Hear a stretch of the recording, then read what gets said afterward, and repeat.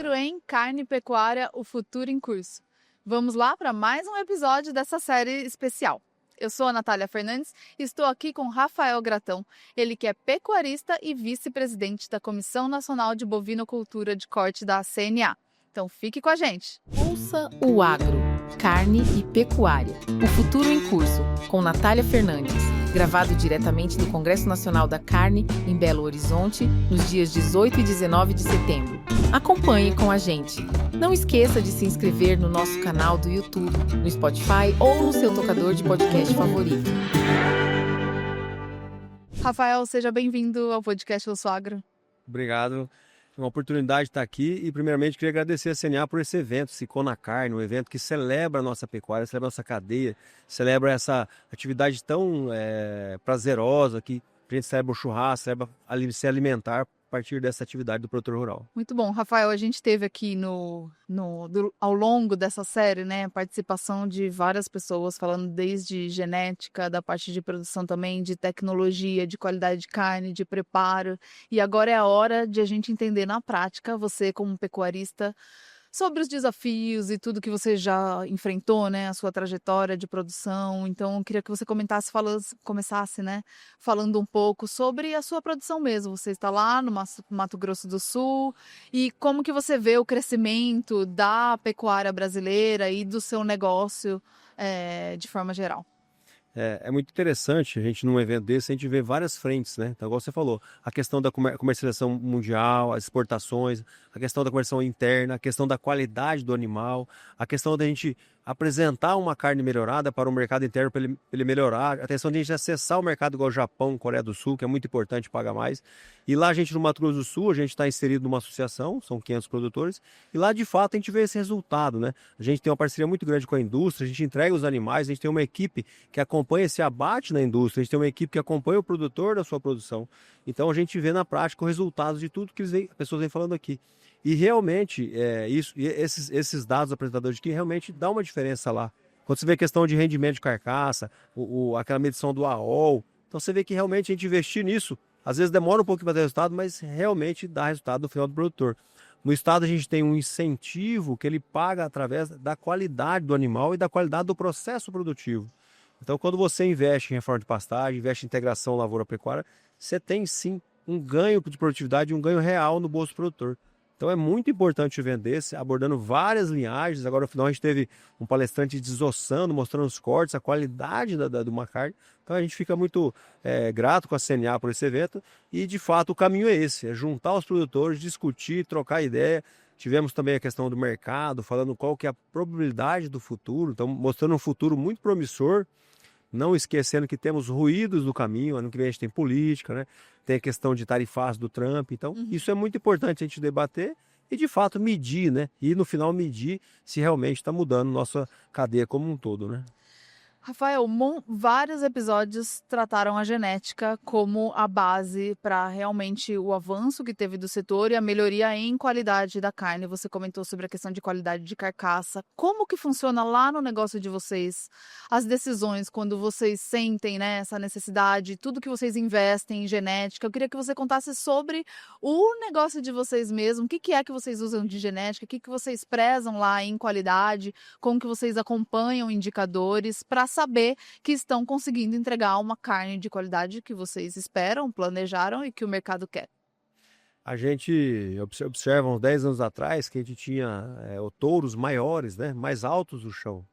Hoje, com esse touro moderno, com essa avaliação de números que aconteceu no Brasil de forma bem agressiva, a gente vê animais mais baixos, animais que convertem muito melhor o alimento. Então a gente sempre, quando vai comprar touro ou vai escolher um sêmen, a gente procura animais que são precoces, animais que convertem melhor, que se adaptam melhor. A gente tem a cria no Pantanal, região do Mato Grosso do Sul, uma região baixa, uma região arenosa, então uma região que tem menos capacidade de produção de capim de qualidade. Então lá tem que ser um animal mais rústico, então a gente procura animal que tenha rusticidade, que consegue ter uma melhor qualidade materna, produz mais leite, né? Então isso aí a gente sempre segue para conseguir produzir de forma mais rápida, mais eficiente. E lembrando também que quanto mais rápido a gente consegue entregar um boi bem gordo, bem acabado, menos a gente tem a despesa fixa da fazenda. Aquela despesa fixa que é aquele funcionário que está ali todo mês, é a conta de energia, é aqueles gastos que todo mês estão ali igual na casa da gente, né? Que a dona de casa tem que pagar todo mês. Então o animal diluir, né? consegue diluir. Então um animal que ele entrega mais rápido e converte mais rápido, uma vaca ela entrega um bezerro mais pesado, a gente tem uma conta que faz o peso do bezerro dividido pelo peso da vaca. Então quanto mais o bezerro consegue atingir o peso da vaca, ou metade do peso da vaca, ali a gente tem melhores resultados, né? E o resultado vem rápido a depender da mudança que você faz? Que experiência que você traria, assim, de algum que talvez você até esperasse que viesse um resultado mais rápido, mas que você depende ali A do pecuária, a evolução. gente sabe que tem um tempo para gerir o bezerro e para o bezerro engordar. Então isso não se muda. Por isso que na pecuária tem o ciclo pecuário, né? Quando você tem um bezerro barato, o produtor precisando de dinheiro, ele começa a vender suas matrizes para honrar com suas dívidas, né? E aí, para você constituir as matrizes, para ter bastante vaca, para ter uma oferta boa de bezerro, isso demora, porque você não consegue mudar no período gestacional de uma vaca. Então, na pecuária é uma atividade lenta, é diferente da soja, diferente do frango, do porco, que é mais rápida, a resposta é mais rápida. Então, o pecuarista ele tem que acreditar, vir aqui, assistir palestra, ir na Embrapa, ir no próprio Senar, o ATEG, e acreditar e medir esses números, que vai dar resultado. A gente está na pecuária, eu sou terceira geração, então na época do meu bisavô, do meu avô, o gado era muito mais leve, o gado entregava muito menos bezerro, o desfrute era muito menor. E com esses investimentos, com essa melhora da alimentação, melhora da genética, selecionando um touro que passa habilidade materna para suas filhas, que passa precocidade para esses bezerros, para quando ele chegar na outra fazenda de engorda, ele conseguir comer o milho, comer ali os nutrientes, o pasto e converter mais rápido e chegar lá na dona de casa uma qualidade melhor, né? Um boi mais acabado, um boi mais jovem, isso é qualidade na mesa da dona de casa, né? Quando ela vai no mercado, eu costumo falar que a carne do novilho precoce, a carne do animal jovem, bem acabado, é uma carne que não tem descarte. Então, se a dona de casa comprar 1 quilo de carne no mercado, um animal de qualidade, ela vai comer 1 quilo de carne. Quando ela compra um animal de má qualidade, ela descarta 30% dessa carne. Ela come... É uma perda também lá na hora do consumo, né? Sim, que a dona de casa fica insatisfeita com a carne. Em relação ao manejo, o que você considera que mudanças que vocês fizeram que foi significativa ali no processo produtivo ou que você acha muito desafiador de conseguir melhorar, ou até de produtores que você acaba conhecendo, acompanhando e sabe que ainda é um desafio mesmo para o produtor melhorar relacionado ao manejo? O manejo a gente costuma sempre observar. Manejo é muita coisa também, né? E são vários fatores. Um dos fatores mais importantes que a gente vê nas fazendas é a questão da coleta do pasto. Você colher o pasto dos animais, você manejar esses animais de forma correta, você dividir as invernadas de forma correta, você investir em aguadas em lugares adequados. Então isso aí é um desafio para o produtor. A gente sabe que o Brasil é muito grande, tem fazendas grandes, fazendas pequenas, e tanto o grande como o pequeno tem esse desafio. O pequeno às vezes não tem recurso, não tem fluxo de caixa. E a primeira coisa às vezes que o produtor tira é isso, né? É o cuidado ali com o pasto, porque ele pensa, eu vou deixar que de alguma forma eu vou conseguir suprir, vai produzir, mas sem calcular, né, o impacto que Sim. isso que estaria E aí vem um outro problema muito crônico na nossa pecuária que a gente está melhorando, é a questão da gestão, de gerir os números.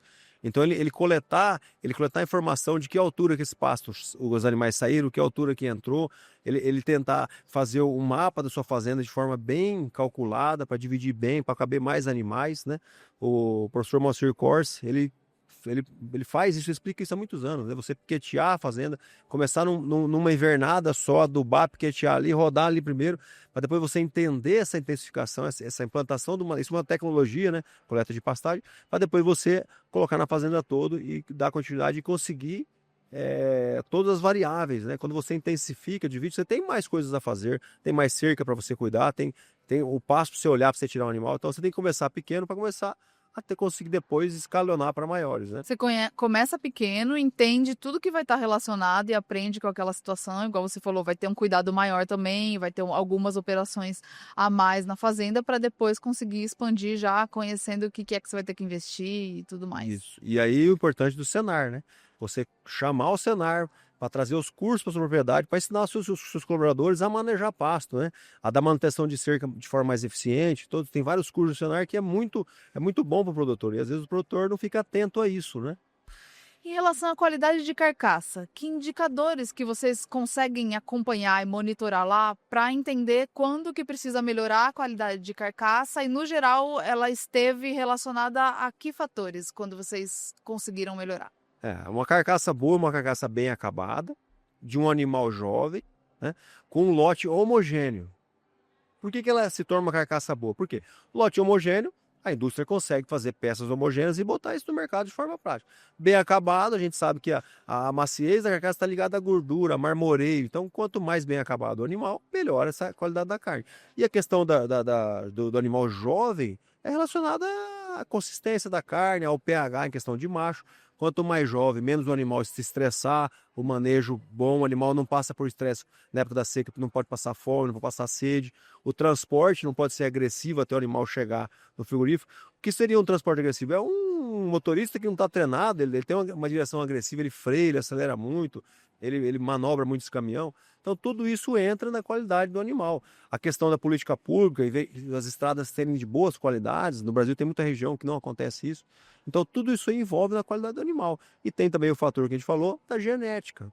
A gente selecionar animais que entregam mais maciez, entregam mais rendimento de carcaça, que é muito bom isso para o frigorífico e para o produtor.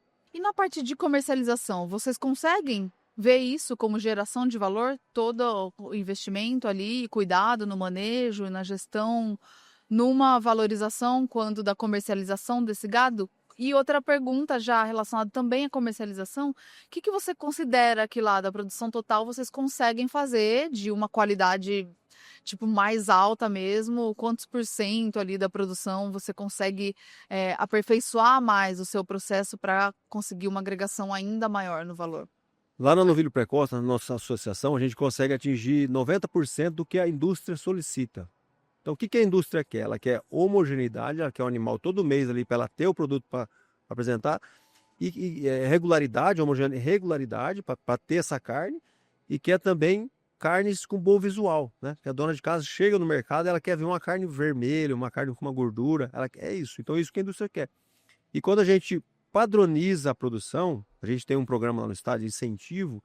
O que esse programa faz? Ele certifica a propriedade do produtor, mostrando que aquele produtor tem um padrão, ele tem os pastos que não estão degradados, ele tem um mangueiro que é anti-estresse, que não estressa o animal, ele tem uma organização, ele tem um mapa da fazenda, a gente vê isso também, tem um mapa, ele tem organização em relação aos seus colaboradores, o dormitório, a casa do capataz, a casa do funcionário casado, a questão da água que esses animais, esses colaboradores bebem, tudo isso são critérios que mostram a padronização. E tendo essa padronização, o produtor com essa padronização, ele evolui no seu processo administrativo, seu processo de gestão.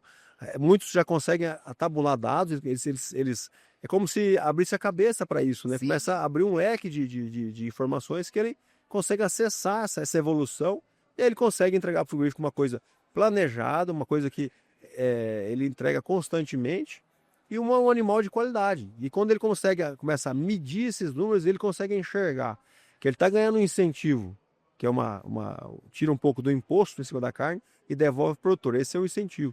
Ele consegue ver que ele ganha mais dinheiro, ele consegue ver se ele engordar mais rápido esse animal, de forma mais assertiva, ele consegue ter mais resultados também. E a gente chega no que muitos estudiosos, muitos palestrantes falam, que é o que ele está tendo de resultado por hectare naquela fazenda. Entendeu? Então é uma constante evolução. E aqui eu falo muito importante o programa do cenário, o ATEG, que o técnico do ATEG chega lá na fazenda, faz um diagnóstico, mostra os pontos que tem que melhorar, e ele vai melhorar conforme o seu fluxo de caixa, conforme o seu planejamento, às vezes busca um recurso do banco para ajudar, e ali já faz uma previsão do resultado, né? Um assunto importante também que a gente precisa falar e citar é a questão do programa que a gente fez, da classificação de carcaça que foi desenvolvida na Comissão Pecuária da CNA, onde a gente estudou com vários estudiosos, vários professores, tinha até uns 2, 3 palestrantes que participaram desses grupos de trabalho. Eles até comentaram num outro episódio. Sim, o Sérgio, lá da Unicamp, comentou. Então, o que é a classificação de carcaça? Quando você vai para um país de primeiro mundo, o que é um país de primeiro mundo? É uma sociedade mais desenvolvida, uma sociedade que estuda mais, que troca mais informação, que tem mais ligação da universidade com o que está sendo produzido.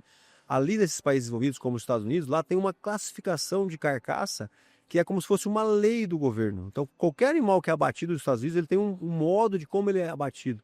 como é o toalete, como é classificado essa carne dentro do frigorífico nos Estados Unidos. E a gente escreveu isso no Brasil, dentro da CNA, na nossa comissão, e está hoje no mapa para ser implantada.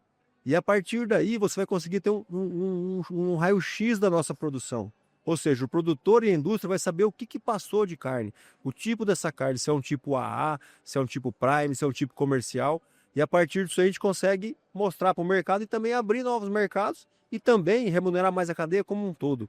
Que vai ser uma produção aberta, uma produção transparente. O produtor vai conseguir, não, eu fiz os animais realmente ruins, olha a classificação dos meus animais, eu vou tratar mais, eu vou melhorar meu pasto, eu vou acelerar uma novilha de qualidade para eu poder entrar naquele programa que paga mais. Então é como se fosse a gente ter claridade no sistema. É isso, e é meio que chave, né, Rafael? Porque você tendo essa classificação, você tem a referência e consegue identificar onde você precisa mudar. Então, auxilia, acaba sendo um processo educativo também de dar um direcionamento para o produtor, porque hoje pode ser que ele não tenha essa referência, Não então tem ele essa sabe visão. exatamente onde melhorar. E essa construção conjunta também, né? Porque, como você comentou, tem a academia e os produtores para passarem a visão Sim. da realidade. Não é simplesmente pegar uma referência do que tem como modelo nos Estados Unidos e aplicar para o Brasil que iria funcionar. O rebanho do Brasil é muito diferente dos Estados Unidos, né? A gente viu na palestra agora há pouco, os Estados Unidos entregam um animal de 27 arroba. Os Estados Unidos tem um clima temperado que ele tem que fechar os animais e tratar muito. O Brasil tem uma característica que é muito animais a pasto. E é engraçado que essa carne nos Estados Unidos ela é muito valorizada, que é o animal de pasto, né? Então o Brasil tem umas peculiaridades totalmente diferentes dos Estados Unidos. Então aqui tem que juntar com a academia, juntar com a Embrapa, juntar com os centros de pesquisa, com os produtores, com a CNA, que é a nossa entidade que representa, e fazer igual a gente fez, umas regras claras que funcionam, né? Eu tenho um exemplo bem legal aqui de um produtor nosso lá do Mato Grosso do Sul, que ele conseguiu fazer uma fórmula para uma ração bem eficiente, os animais deles engordaram muito bem, deu resultado muito bom para fazê-lo. Só que quando chegou no abate, ele deu excesso de gordura. Deu muita gordura. Isso aí pode atrapalhar um pouco na hora de comercializar. A dona de casa compra, fala, mas tem muita gordura, essa carne está com 25% de gordura. Então tudo tem que ser equilibrado, estudado e cada um ir medindo para ver qual que é o caminho certo para toda a cadeia ficar feliz, né? A decisão com base na informação, porque ele achou que estava tendo um bom resultado, né? Como ele tinha conseguido ganhar peso. Financeiramente foi muito bom para ele, porque os animais dele ganharam muito peso. Sim. Mas quando ele chegou no frigorífico que tirou o couro do animal e foi ver, tinha muita gordura E depois. aí ele teve esse retorno do frigorífico. Do frigorífico, da cadeia como um todo. Uhum. Entendeu? Então o frigorífico vai ter que às vezes tirar um pouco dessa gordura para poder botar essa carne no mercado, né? O mercado não aceita muito gordo. Porque o que poderia ter agora no próximo giro que vai fazer, às vezes ele vai matar esses animais um pouco antes. Já coloca outro no animal e já gira e consegue ter mais resultado. Então tudo é uma construção de cadeia, né? Sim. Às vezes os produtores ficam um pouco eufóricos ou um pouco com raiva, às vezes que o frigorífico paga menos na arroba, ou que o mercado está vendendo a carne muito cara. Ó, eu vendo boi aqui, uma arroba de 300, lá no mercado eu fiz a conta, tá 450. Mas os produtores têm que procurar entender a cadeia como um todo, né? Quanto custa o boi, né, para ser desmontado no frigorífico? Quais são as partes do boi que vendem mais fácil, que tem dificuldade de vender? O que o mercado perde de carne no mercado? O que acontece nesse caminho da carne, né? Então a gente procura entender e às vezes também chamar para discussão numa mesa, na CNA faz muito isso, as redes varejistas, os frigoríficos, para a gente ver como é que está a cadeia como um todo, né? A gente tem os números aí, se alguém estiver ganhando mais, eu puder ajudar a outra parte, porque o bom é quando há o equilíbrio, né? O produtor ganha, a indústria ganha, e o varejo ganha e a dona de casa fica feliz lá no dia de fazer o almoço para seu marido e sua família, né?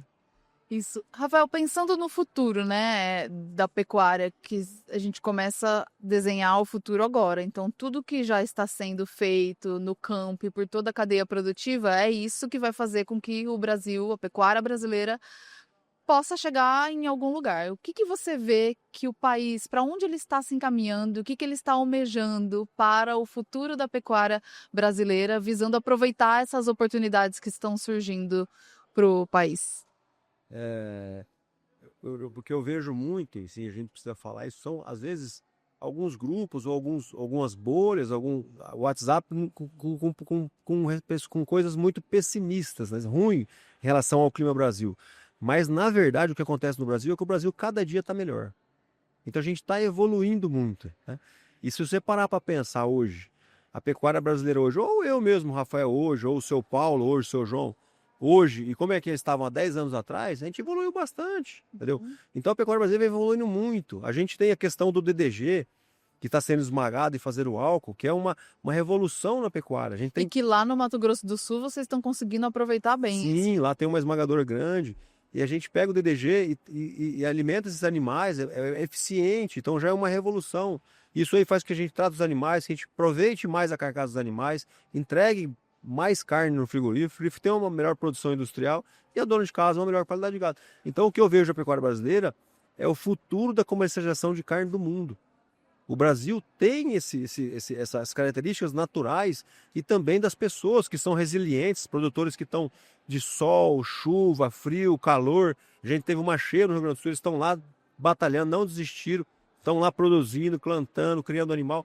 Então o Brasil vai ser o grande responsável por entregar essa carne no mundo. É o único país que tem esse leque. A gente tem um palestrante que falou aqui que a gente abate a mesma quantidade de animal dos Estados Unidos, só que entrega 30% a menos de carne. Olha o gap que a gente pode aumentar a nossa genética, nossa produção, né? A questão do desfrute dos nossos animais. A gente tem o dobro de animais dos Estados Unidos e matamos a mesma quantidade de animais. Olha o gap que a gente pode aumentar em abate de animais, né?